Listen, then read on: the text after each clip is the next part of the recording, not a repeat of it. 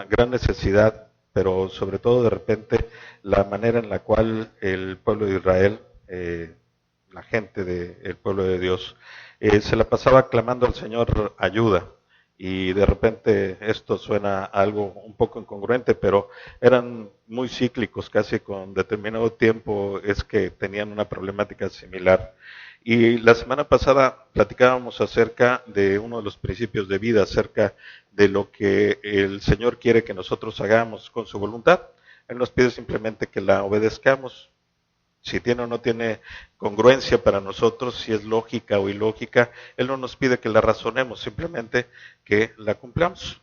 Leíamos una porción ya al final de la vida de Josué en el capítulo 24 y quisiera simplemente recordar al final, el verso 15 dice: y si mal os parece servir a Jehová, escogeos hoy a quien sirváis, si a los dioses a quienes sirvieron vuestros padres cuando estuvieron al otro lado del río, o a los dioses de los amorreos en cuya tierra habitaréis, pero yo y mi casa serviremos a Jehová. Imaginémonos nada más lo que era ese testimonio en ese momento, como decíamos, para ubicarnos en el tiempo y el espacio, en la tierra de la prometida, la tierra que el Señor había dicho que se les iba a entregar, una tierra fértil que fluía leche y miel, en la cual una de las condiciones iniciales fue que por favor expulsaran, exterminaran a toda la gente que vivía ahí, no importaba quiénes fueran, grandes, pequeños, gigantes o gente insignificante, eso no importaba. Dios les dijo claramente: ¿saben qué? Tienen que quitar a toda la gente. Y el pueblo de Dios, lamentablemente, después de la muerte de Josué, apenas un poquito tiempo después, todavía tenían que seguir luchando por la tierra. Todavía había una promesa por cumplirse, pero empezaron a olvidarse muy rápidamente de lo que ahí mismo le habían dicho a Josué, porque todo ese discurso que hace antes de su muerte es con la intención de preguntar a la gente y sobre todo de ponerlos en esta perspectiva correcta, de decir: es preferible que desde ahorita digan no a decir sí y no cumplir. Y eso es justamente lo que sucedió muy poquito tiempo después de esas promesas de que el pueblo les decía a Josué que no había ninguna manera en la cual ellos pudieran fallar después de haber sido testigos de todo lo que el Señor les había hecho y realizado y todas estas demostraciones de poder. Pero muy poquito de tiempo después leíamos que se empezaron a olvidar de las cosas y de cumplir completamente la voluntad de Dios. Empezaron a dejar gente que era insignificante tal vez como un grano de mostaza. No sé si lo han visto, el tamaño de una semilla de mostaza es algo pequeñito, muy, muy pequeño, pero que tarde o temprano, después de algunos años en los que va creciendo, incluso sin grandes cuidados, la mostaza tiene esa particularidad que la dejas y crece sola y de repente se convierte no en un pequeño arbusto, sino en un gran árbol tan frondoso que da sombra a los animales y que las aves pueden anidar en ella. La misma palabra nos hace referencia a esto, pero que cuando crece es tan fuerte y tan productiva que difícilmente deja de dar fruto. Ahora, tomamos un poquito esto en la mente sobre lo que pasaba con el pueblo de Israel y leamos lo que es el inicio del capítulo 2 del libro de Jueces. La semana pasada tocamos parte del capítulo 1 y en otra ocasión tendremos oportunidad de estudiar el libro completo, un libro que es complicado si lo tratamos de analizar desde una primera vista, porque no entendemos cómo es esta situación tan cíclica de somos, no somos, somos, no somos, el Señor te deja pero no te deja, te cuida pero no te cuida. Eso es algo que en su momento tendríamos que analizar, pero lo único que sí podemos entender del libro de Jueces y el por qué está ahí es porque el Señor tiene algo que enseñarnos a través de él. Es el inicio de la peor decadencia del pueblo de Israel. Es el inicio como si se subieran a una gran montaña rusa, el que empiezan con grandes caídas y de repente algún levantón, pero otra vez se vuelven a caer y adelante siguen y siguen y siguen hasta llegar a lo más profundo de lo que fue su vida y de alguna manera esa sensación que ahora podemos resumir al final como el haber tocado piso el pueblo de Israel inició de una manera muy similar. Vamos a leer en el capítulo 2 de Jueces. El versos 1 al 5, por favor, y con esto vamos a dar un poquito de entrada a lo que es el tema del día de hoy. Jueces, capítulo 2, versos 1 al 5, y dice así: El ángel de Jehová subió de Gilgal a Boquim y dijo: Yo os saqué de Egipto y os introduje en la tierra de la cual había jurado a vuestros padres, diciendo: No invalidaré jamás mi pacto con vosotros, con tal que vosotros no hagáis pacto con los moradores de esta tierra, cuyos altares habéis de derribar, mas vosotros no habéis atendido mi voz. ¿Por qué habéis hecho esto? Por tanto, yo también digo: no los echaré de delante de vosotros, sino que serán azote para vuestros costados, y sus dioses serán tropezadero. Cuando el ángel de Jehová habló estas palabras a todos los hijos de Israel, el pueblo alzó su voz y lloró, y llamaron el nombre de aquel lugar Boquim, y ofrecieron allí sacrificios a Jehová. Imaginémonos nada más, como les decía, en cuántas ocasiones no nos encontramos en una situación similar, y hasta que el Señor nos señala a través probablemente de situaciones que no nos gusta vivir, pero nos señala el que tuvimos una falta para con Él, es cuando volteamos a invocarlo, cuando volteamos a pedir su favor, cuando entonces sí nos arrodillamos, nos humillamos, pedimos perdón por todo lo mal que hayamos hecho voluntaria o involuntariamente, pero el hecho muy claro es el ejemplo que el pueblo de Israel también nos da. Muy pronto nos olvidamos de lo que el Señor nos hace, de lo que el Señor nos da, y siempre vamos a tener una consecuencia acerca de lo que son nuestros actos. La semana pasada, repito, lo que estudiábamos era el hecho de que el Señor nos pide que cumplamos con su voluntad, a pesar de que no sea razonable. No nos pide nuestra opinión acerca de esto, simplemente nos dice: haz lo que yo te pido que hagas, porque yo sé que es lo que te conviene. Tú no lo sabes, tú no eres quien ya tiene el cuadro completo. Tú no te creaste a ti mismo, yo te creé y te creé con tanto amor que quiero bien para ti.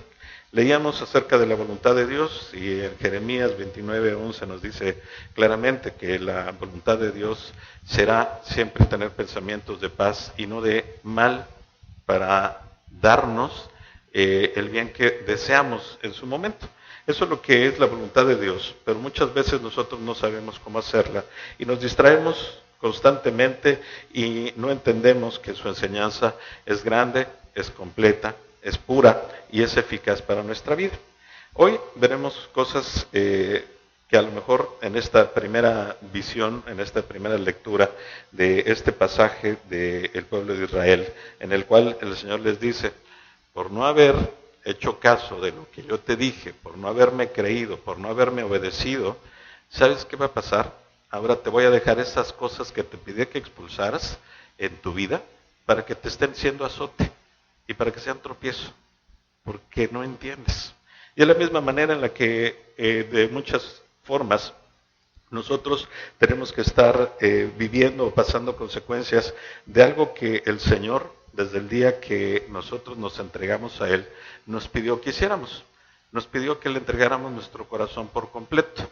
Pero en muchas ocasiones lo que hacemos es: te entrego lo que siento que me hace daño, te entrego lo que me duele, te entrego mi gran necesidad porque ahorita la tengo, y lo demás me lo aparto, me lo reservo porque pues no es tan complejo, no es tan grave. Mi gran amor por el dinero pues no es cosa que pueda ser mala, finalmente para eso se hizo, para que lo pudiéramos tener, para que pudiéramos hacer grandes cosas. Pero hay situaciones en las que, incluso también con el ejemplo de la semilla de mostaza, podríamos recordar un pasaje de algo que sucedió mucho tiempo después del libro de los Jueces, del momento en el que un gigante se impuso sobre el pueblo de Israel. Una sola persona, un solo guerrero, Goliat. Y adivinen de dónde surgió Goliat. De esos pueblos que Dios les dijo: destruyanlos. Y se les hizo tan sencillo dejar parte del pueblo de los gigantes, porque no hace mucho caso, el pueblo de Gat no hace gran cosa, entonces los dejaron por ahí. Y muchas generaciones después, ese se convirtió en un verdadero azote. Es un ejemplo muy similar a lo que puede suceder aquí con nosotros. Pero al mismo tiempo vemos que hay una enseñanza ahí respecto a lo que significan probablemente dos palabras que muchas veces no le tomamos mucha importancia. El pasaje nos habla acerca de una reprimenda que hace Jehová a su pueblo, pero también explica claramente, hay dos cuestiones. Les dijo, el hecho de que no vayan a adorar los dioses que sus padres adoraron. Yo ya les dije que no, ya se los quité, ya lo hicieron a un lado. Y ahora ustedes, hijos, hicieron algo que no debían. Y aquí viene un poquito el hecho de hacia dónde va a ir el pasaje del día de hoy. La lectura puede tener muchos temas de donde poder hablar, pero hoy me quisiera abocar acerca de una ley de vida, y es otro principio de la vida cristiana, y en este caso es que todos los hombres y mujeres en este mundo, cosechamos lo que sembramos. Además de esto, vamos a cosechar más de lo que sembramos, y siempre será después de que lo hayamos sembrado. Eso es una ley de vida. Es una ley para todo el mundo. Hoy producimos el mañana. Lo que somos hoy, evidentemente, resultado de lo que hicimos y de las decisiones que tomamos en el pasado.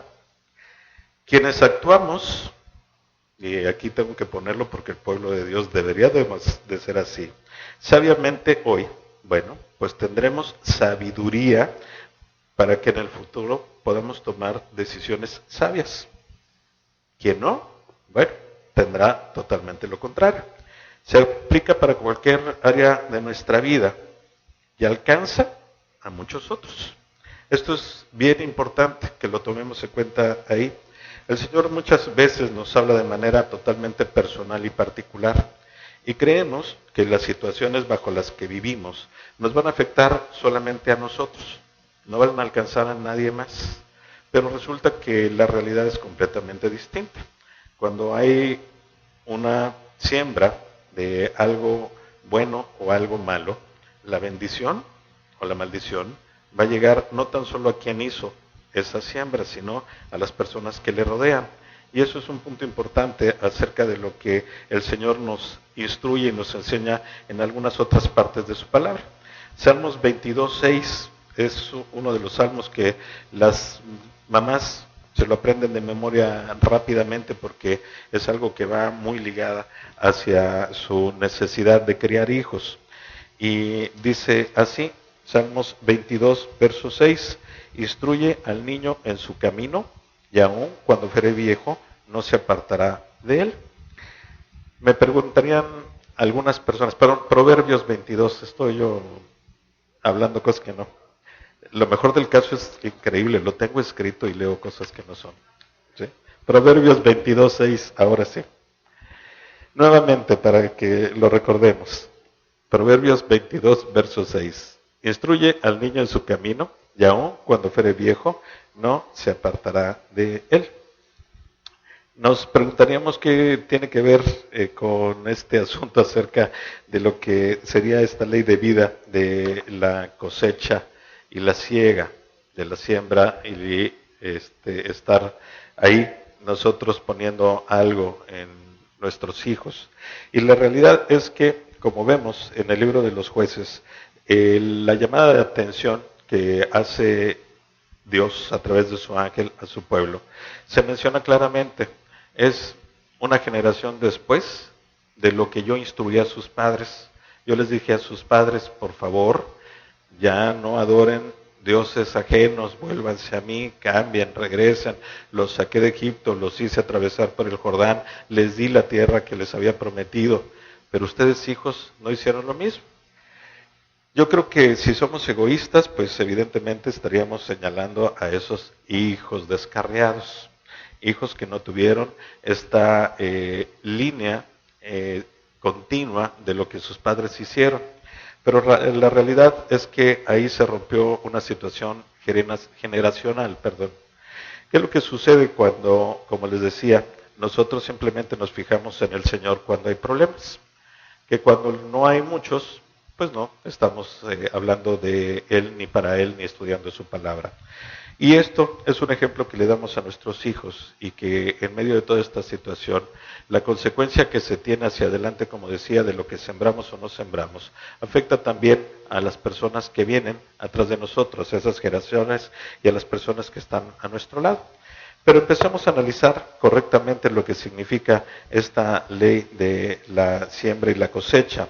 En el libro de Gálatas, en el capítulo 6,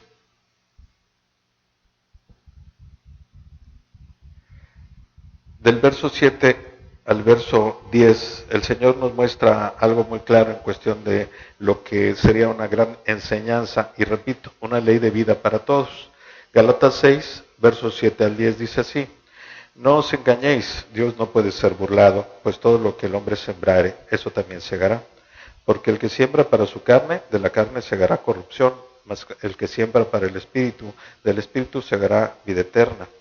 No nos cansemos pues de hacer bien, porque a su tiempo segaremos si no desmayamos. Así que, según tengamos oportunidad, hagamos bien a todos, y mayormente a los de la familia de la fe. Repito, es un principio irrevocable, es una ley de vida, es algo que nos afecta a todos, y por eso este pasaje en la voz de Pablo inicia muy claramente con un: no os engañéis, Dios no puede ser burlado. Esto es increíble, pero muchas veces nosotros actuamos de una manera en la que creemos que podemos llevar el control de nuestra vida. En muchas ocasiones estamos llevando nuestra vida, a lo mejor podríamos poner un ejemplo como los toreros, estos hombres valientes. Yo vengo de una familia de toreros y les podría decir que para ponerse enfrente de un toro se necesita, pero finalmente tampoco estoy de acuerdo con que los estén matando. El ejemplo es muy claro, nos vamos todo el tiempo a tentarlos y vamos y los estamos asusando con un capote, con grandes voces, con ponérseles enfrente, y lo único que hacemos es que cuando el toro viene de frente hacia nosotros, salimos corriendo hacia un lugar que se llama el burladero, y creemos que por llegar al burladero ya nos salvamos, ya no pasó absolutamente nada. Jorge Briceño menciona muchas veces este ejemplo de Pablo Hermoso de Mendoza, en donde él, subido en un caballo, donde lo que arriesga ni siquiera es su vida, sino la vida del pobre caballo, lo tiene con estas escenas que son verdaderamente admirables para el control del caballo, pero sobre todo para el riesgo que significa estar tentando el pitón del toro, y lo tiene a una pulgada del cuarto trasero del caballo, entiéndase, lo tiene en el trasero casi a punto de cornarlo y no lo deja, y se burla del pobre toro hacia un lado y hacia otro. En muchas ocasiones nosotros nos comportamos de esa misma manera. Estamos tentando a Dios, estamos tratando de burlarnos de Él.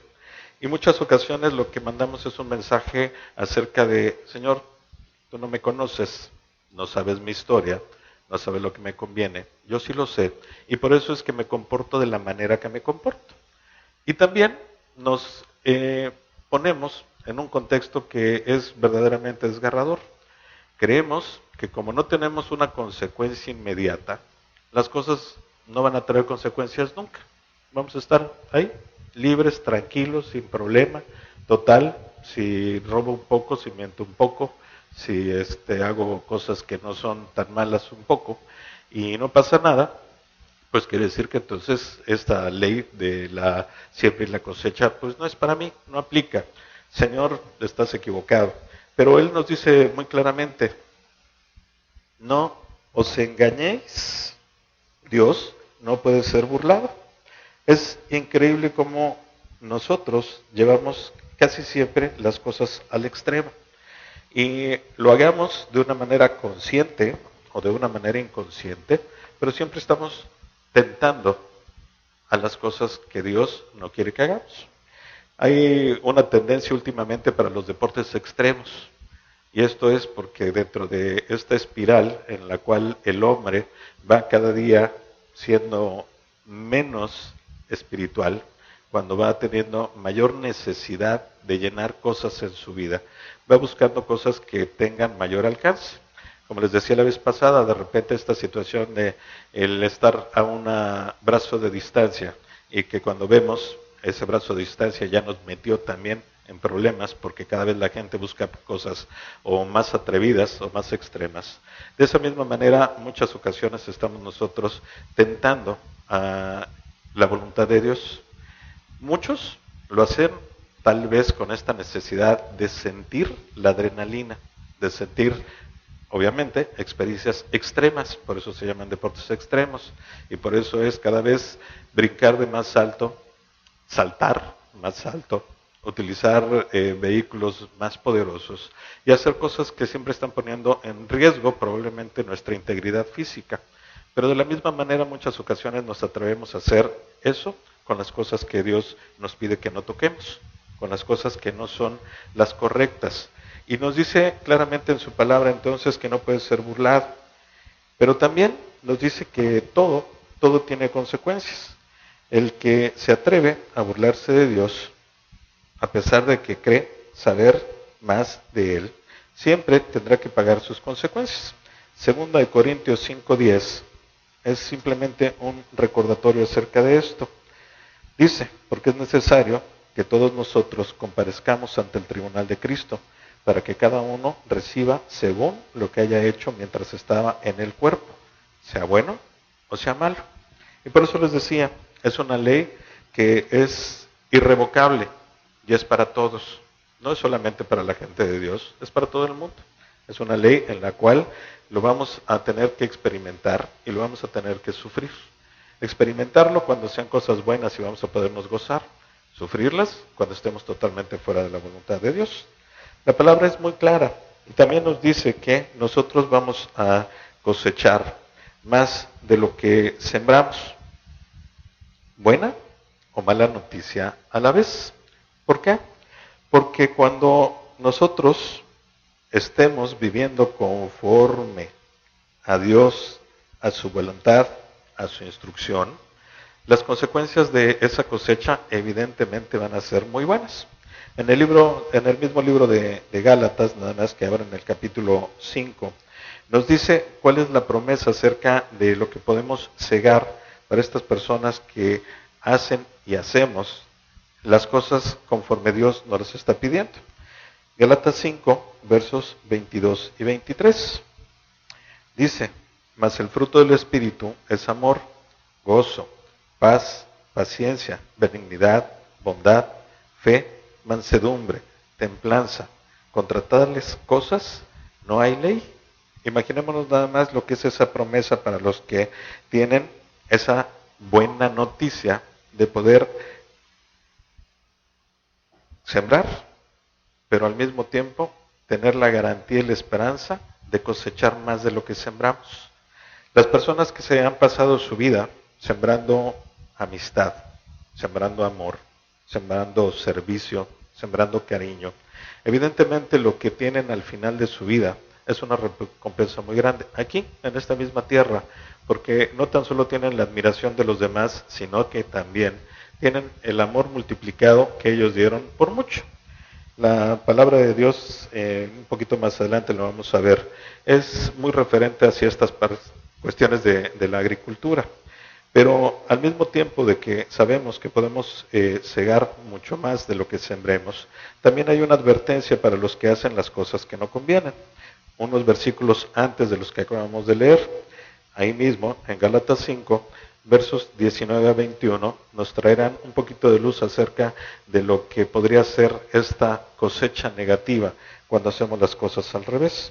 Y dice así, verso 19, y manifiestas son las obras de la carne, que son adulterio, fornicación, inmundicia, lascivia, idolatría, hechicerías, enemistades, pleitos, celos, iras, contiendas, disensiones, herejías, envidias, homicidios, borracheras, orgías y cosas semejantes a estas, acerca de las cuales os amonesto, como ya os he dicho antes, porque los que practican tales cosas no heredarán el reino de Dios.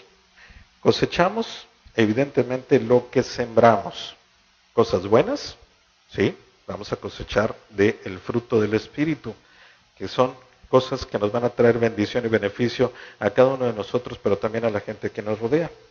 Cuando nos comportamos de una manera incongruente con Dios, evidentemente la cosecha que vamos a levantar, bueno, está ahí explicada, casi a detalle qué es lo que vamos a estar pasando. No podemos sembrar espinas y pretender recoger manzanas, eso es imposible.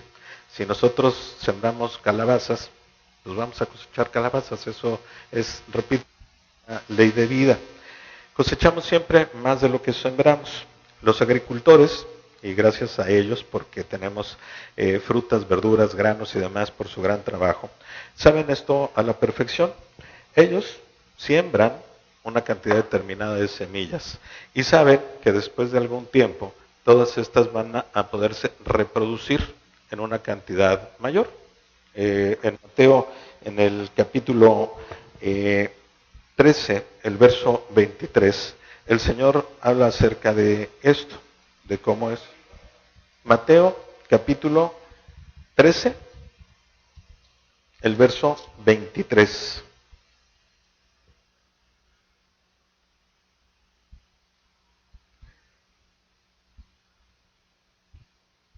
Es voz del Señor Jesús hablando acerca de la parábola del sembrador, pero al final nos da una característica importante, es una promesa de parte de Él, y va así, dice, mas el que fue sembrado en buena tierra, este es el que oye y entiende la palabra, y da fruto, y produce a 100, a 60 y a 30 por uno.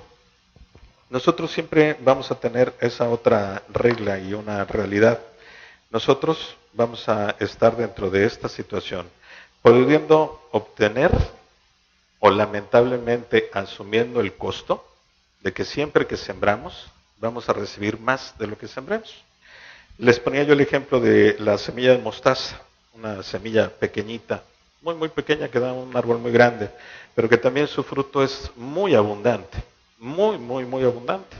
Y eso sería algo de lo que en algún momento podría estar funcionando en nuestra vida. Les mencionaba el ejemplo de David cuando se tuvo que enfrentar a un gigante.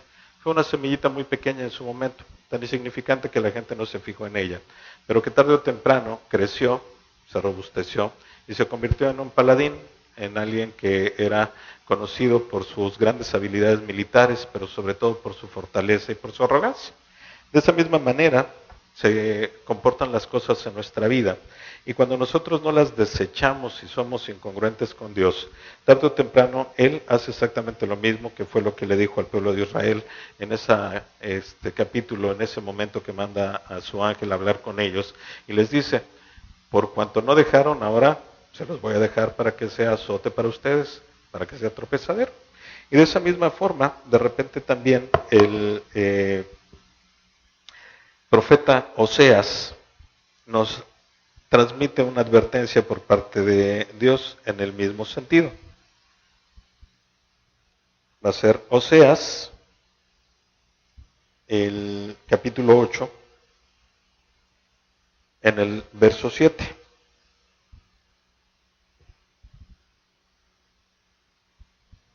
Hablando acerca de lo mismo. Y dice así, solamente la primera parte del versículo, porque sembraron viento y torbellinos segarán, no tendrán mies, ni su espiga hará harina, y si le hiciera extraños, la comerán. Imaginemos nada más la advertencia. Y te dicen, siembra viento, siembra cosas malas, y vas a tener de regreso una tormenta, un torbellino, porque siempre vas a recibir más de lo que hayas sembrado, para lo bueno y para lo malo. Para los dos lados es exactamente igual. Cosechamos después de haber sembrado. ¿Cuántas veces no hay personas que quisieran, de repente me incluía yo en esto, deseáramos poder cosechar lo que no sembramos, lo que no es nuestro, tener grandes beneficios en la escuela sin haber estudiado, Me la pasé todo el año sin abrir siquiera un libro, pero eso sí, quisiera yo al final tener el título con grado de excelencia, porque era yo muy bueno y muy inteligente. Eso no pasa. ¿Cuánta gente no quisiera tener beneficios económicos sin trabajar? ¿Cuántas personas no quisieran tener gran atención por parte de los seres queridos sin sembrar amor, siendo como espinos de repente? Cuando se acerca a uno, los pican. Pero la regla es muy clara. Tenemos que empezar a sembrar para poder en algún momento cosechar. Algunos se engañan porque piensan que su semilla que están sembrando ahora no parece tener ninguna consecuencia, como comentaba hace un ratito. Pero siempre será, después de sembrar, va a haber un resultado. Un resultado bueno, evidentemente, para los que sigan trabajando y que llegará en su momento. Un resultado malo también para los que hayan insistido en caminar por el lado que no deben, por el lado incorrecto, por lo que Dios no quiere que toquemos y que también llegará en su momento. La mayoría de nosotros nos desanimamos porque la espera es algo que no nos gusta. Y por eso es que de repente nos apartamos de esa empresa para no seguir trabajando en ese sentido, porque la respuesta no llega. Pero tenemos que entender que es una ley de vida. Siempre que sembremos, siempre que sembremos, vamos a recibir algo, vamos a cosechar algo. No importa el momento lo sabe Dios, no nosotros. Y por eso tenemos que estar muy atentos y quitarnos de la cabeza esta situación en la cual nos podríamos estar enredando, en que si no vemos la consecuencia inmediata, entonces no es para mí, no va a pasar nada, puedo seguir tocando lo que no se debe. O si no veo el beneficio inmediato, entonces también lo desecho porque no es el camino, porque quiero que las cosas sean prontas. Tenemos que aprender que siempre que sembremos, hay que utilizar la paciencia para poder esperar a que la bendición y el beneficio llegue, por un lado. Y por el otro lado también tenemos que echar mano de la sabiduría para entender que si sembramos lo que no es correcto, tarde o temprano va a florecer. La agricultura, hay una planta muy especial, algunos la conocemos, sobre todo los que tenemos la fortuna de vivir aquí en el Caribe, que no es una planta que sea nativa de este lugar, pero nos gusta mucho. Y es el bambú. El bambú es una planta que crece tremendamente robusta. Sus troncos se utilizan para la construcción en algunos lugares porque sirven casi como si fueran metal, es tan duro en algunas especies. Pero tiene una particularidad. El bambú, cuando es simplemente un pequeño bulbo, una raíz, lo tienes que sembrar y esperar algún tiempo para que éste se desarrolle. El tiempo en el cual el bambú se desarrolla tarda a veces más de 5 años. 5 años en el que no le vemos absolutamente nada. Lo único que sabemos es que enterramos algo ahí, bajo la tierra, que lo estamos de vez en cuando echándole agua, porque si no debe estar seco. Y tarde o temprano, después de 5 años, a lo mejor para muchos tarde, va a empezar a surgir una pequeña raíz y una pequeña vara hacia arriba. Pero una vez que esa raíz empiece a surgir hacia la superficie, va a ser dificilísimo poderlo erradicar. Hay personas que ahora sufren por haber sembrado bambú cerca de sus canchas o de sus casas, porque después de algún tiempo empieza a salir hasta en las recámaras. Las raíces es tan fuerte y tan dura que tiene esa fortaleza. Pero al mismo tiempo, esto podría ser una buena imagen de lo que en nuestra vida puede estar sucediendo cuando nosotros creemos que no va a tener consecuencias nada de lo que estemos haciendo. Repito, hay consecuencias de todas, buenas y malas. Hay que saber esperar, porque la fortaleza de esas consecuencias, cuando tardan mucho tiempo en surgir, son muchas ocasiones difíciles de poder erradicar cuando no son las que nosotros queremos. Esto es parte de lo que el Señor nos enseña, pero quisiera yo traerlo hacia nuestra realidad, porque muchos dirían, y bueno, ¿qué tiene que ver este momento del pueblo de Israel y qué tiene que ver esta parte acerca de la crianza de los hijos con el hecho de la siembra y la cosecha? Hay un ejemplo de vida y podemos leer nuevamente lo que es el pasaje en Jueces, en el capítulo 2, estos versos 1 al 5, para que nuevamente nos ubiquemos en lo que es la enseñanza. Jueces 2, 1 al 5, dice así: el ángel de Jehová subió de Gilgad a Boquim y dijo: yo os saqué de Egipto, yo os introduje a la tierra de la cual había jurado a vuestros padres, diciendo: no invalidéis jamás mi pacto con vosotros, con tal que vosotros no hagáis pacto con los moradores de esta tierra, cuyos altares habéis de derribar, mas vosotros no habéis atendido a mi voz, porque habéis hecho esto. Por tanto, yo también digo: no los echaré de delante de vosotros, sino que serán azote para vuestros costados, y sus dioses os serán tropezadero. Cuando el ángel de Jehová habló estas palabras a todos los hijos de Israel, el pueblo alzó su voz y lloró. Proverbios 22, 6 nos habla acerca de lo que es nuestra responsabilidad acerca de la crianza de los hijos. Es importantísimo que nosotros entendamos que aquí es también un ejemplo de lo que sucedió, porque los padres de esos moradores del pueblo de Israel en ese momento faltaron justamente a uno de esos grandes principios, pero sobre todo a una de las instrucciones de Dios. Un poco tiempo antes, cuando se le dio la ley a Moisés, el Señor también dio alguna instrucción muy precisa sobre este tema. Deuteronomio 6, del 6 al 9, nos dice lo que el pueblo de Israel debió de hacer constantemente y no hizo. Deuteronomio 6, versos 6 al 9 dice ahí: y estas palabras que yo te mando hoy estarán sobre tu corazón, y las repetirás a tus hijos, y hablarás de ellas estando en tu casa y andando por el camino y al acostarte y cuando te levantes, y las atarás como una señal en tu mano y estarán como frontales entre tus ojos, y las escribirás en los postes de tu casa y en tus puertas. Eso era lo que en su momento Dios había dado de instrucción al pueblo de Israel.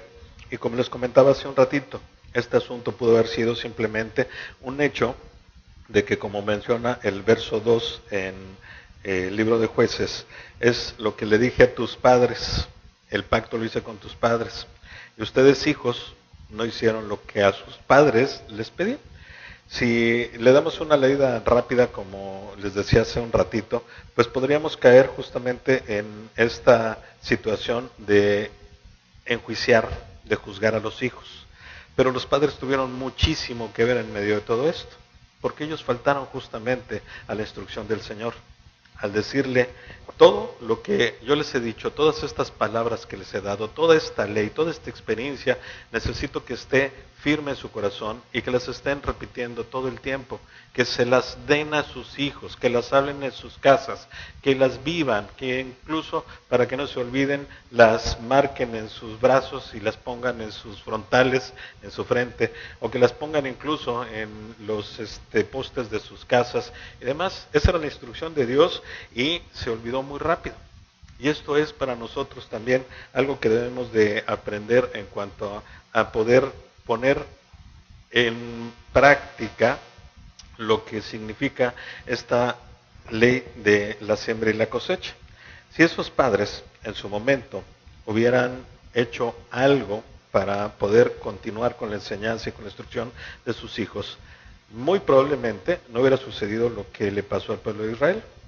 Hoy el Señor nos habla acerca exactamente de la misma circunstancia, la misma situación. Tenemos nosotros la responsabilidad de guiar y de educar a hijos firmes en la palabra de Dios.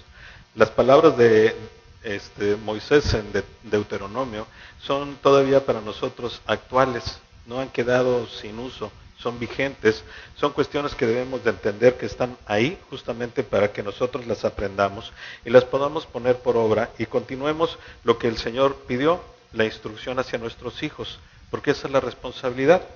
Cuando nosotros en un hijo sembramos las cosas de Dios, ¿qué es lo que va a pasar? Dice claramente, cuando lo instruyes de joven, va a estar siempre en el camino. Pero también hay algunas otras recomendaciones que Dios nos pone y que nos pida que hagamos. Ahí mismo, en el libro de Proverbios, como era el anterior, nada más ahora el capítulo 13, nos dice incluso qué podríamos nosotros o qué deberíamos nosotros de hacer para instruir a nuestros hijos, para evitar que desvíen el camino, para evitar que se descarríen. En el capítulo 13, en el verso 24, nos dice así: el que detiene el castigo a su hijo, aborrece, mas el que lo ama, desde temprano lo corrige. ¿Y cuántas veces no nos encontramos con historias que en muchas ocasiones son tristes, lamentablemente, porque el padre nunca corrigió a su hijo, porque el hijo nunca fue corregido, guiado por el padre, y las consecuencias fueron exactamente lo mismo que comentábamos ahorita en cuestión de la siembra y la cosecha. Vamos a cosechar lo que sembramos.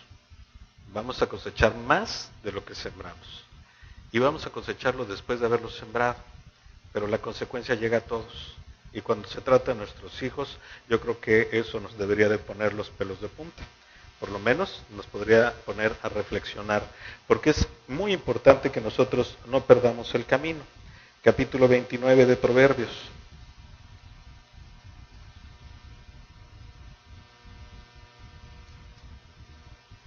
Verso 17, y dice así: corrige a tu hijo y te hará descanso, y dará, alegría a tu alma.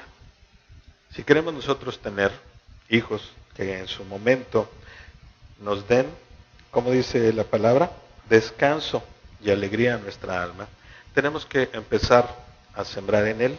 Muchas veces tenemos que sembrar con corrección, otras con instrucción, pero principalmente tenemos que estar sembrando con ellos con ejemplo, porque si no somos ejemplo, lamentablemente somos incongruentes. En alguna parte el Señor nos dice claramente que no hagamos entrar en ira a nuestros hijos, que no los hagamos enojar. Y la única forma en la que verdaderamente esto se puede aplicar es cuando nosotros somos incongruentes con nuestros hijos. Eso es lo que los hace enojar, eso es lo que los desvía. Cuando nosotros les decimos no toques y nosotros estamos tocando. Cuando les dices no pruebes y nosotros estamos probando. Cuando les dices no vayas y nosotros estamos yendo. Eso es un punto bien importante, así que cuando tengamos una situación similar a esta, pues recordemos que el Señor no tan solo nos pide que les demos instrucción, sino que también en su momento les podamos corregir para que al final no pierdan el camino, pero sobre todo, por lo menos con una promesa y una gran esperanza, porque nos darán descanso y nos darán alegría cuando logremos hacer así. Recordemos, cosechamos lo que sembramos, más de lo que sembramos después de haberlo sembrado. Hay una historia que últimamente está corriendo por ahí en internet acerca de la carta de un condenado a su madre. Y es un poco cruel, pero yo creo que es el mejor ejemplo acerca de lo que podría significar. Y está basada en una fábula de Esopo, en cuanto a una historia de un hombre que está pronto a ser ejecutado. Él está condenado a muerte y pide como última voluntad que le den papel y lápiz para escribir, y después de que escribe por un poco tiempo le pide que le entreguen esa carta a su mamá. Y en la carta, no soy literal porque no me acuerdo exactamente, pero a grandes rasgos le dice que ese día debería de ser ejecutado él y ella también. ¿Por qué? Porque el día que me robé la bicicleta de otro niño, tú me ayudaste a esconderla para que no la vieran, para que mi padre no me regañara. El día que me expulsaron de la escuela porque hice algo indebido, tú le escondiste eso a mi padre y no dejaste que él me corrigiera. El día que robé algo más todavía, tú me solapaste y no me corregiste. Así que tan culpable soy yo como eres tú y deberías de estar aquí. Una historia cruel, fuerte, pero es una gran realidad. ¿Cuántas ocasiones nosotros no tratamos, como les decía, de juzgar a la ligera a los hijos? Pero realmente los que hemos sembrado toda esa situación en sus corazones somos nosotros como padre. dando un ejemplo incorrecto, no instruyéndolos en la palabra o siendo incongruentes, siendo débiles, siendo permisivos. Eso es algo de lo que no debemos de nosotros perder de vista y repito, haciendo simple reflexión acerca de lo que significa el hecho de sembrar y cosechar. El Señor es muy claro en su palabra y nos pide que sembremos virtud y no iniquidad. Y eso es lo que debemos de aprender el día de hoy. Oremos, por favor. Señor mi Dios, antes que nada te doy muchísimas gracias nuevamente porque permites que podamos estar estudiando tu palabra, porque tú nos inspiras, Señor, para poder seguir adelante, nos instruyes, nos das guía. Y hoy, Señor, muy en especial nos hablas acerca de lo que es nuestra responsabilidad hacia nuestra propia persona, pero sobre todo, Señor, hacia la trascendencia que tienen nuestros actos. Tú, Señor, nos dices claramente que somos responsables de la vida de las personas que has puesto en nuestras manos, de la gente que nos rodea, de la gente que nos ama. Y nos pides que seamos nosotros congruentes con lo que tú eres para cada uno de nosotros, Señor. Y eso nos tiene que impulsar. A lo mejor en este momento simplemente reflexionar, pero más adelante sí poner el dedo en la llaga acerca de cómo hemos venido llevando nuestra vida. Te pido, Señor, que tú seas el que mueva nuestro corazón, que impulse a tu espíritu y que el nuestro sea dócil para que podamos reconocer cuáles son las cosas que no son convenientes hoy en día y cuál es la forma en la que podemos nosotros corregir nuestro camino para hacer que nuestros hijos y las personas que vienen detrás de ellos puedan corregir. Enséñanos, Señor, a criar no tan solo hijos piadosos, sino también padres piadosos, Señor, porque todo lo que de aquí en adelante pueda ser nuestra herencia siempre será tomada en cuenta como un gran tesoro, la parte espiritual, mi Dios. Si nosotros no sembramos esto, raramente vamos a poder tener la esperanza de ver a nuestros hijos, a nuestros nietos y a los nietos de todos ellos también, Señor, el poder estar en tu camino. Vemos un mundo caído, un mundo distraído, un mundo que cada vez quiere llenar más su vida con cosas que no convienen, que sus actos dejan una temeridad en su vida, pero sobre todo también una falta y una ausencia de ti. Yo te doy gracias, Señor, porque en medio de todo esto tu misericordia y amor nos alcanza, porque tu gracia es inmensamente grande, Señor, y a pesar de que nosotros no lo merezcamos, tú siempre nos das esa oportunidad de salir adelante. Te pido, Señor, bendición para cada uno de nosotros, que tengamos una semana llena y plena en ti, pero sobre todo, Señor, que tengamos la posibilidad de poder compartir, de poder testificar con nuestra palabra, pero sobre todo con nuestro ejemplo y nuestra vida. Gracias, Señor, te damos en el nombre de Jesús. Amén. Que tengan buen día.